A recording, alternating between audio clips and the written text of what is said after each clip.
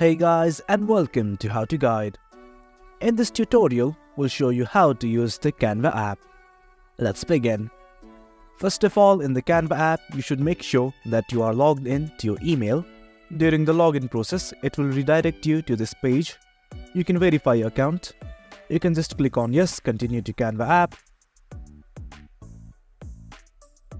Once you verify, the Canva app will open.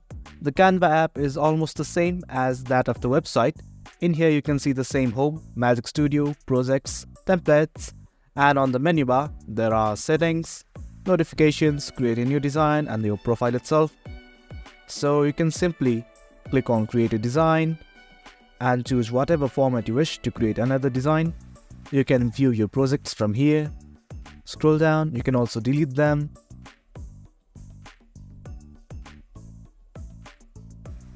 There are lots of features here that are similar to that of the Canva website.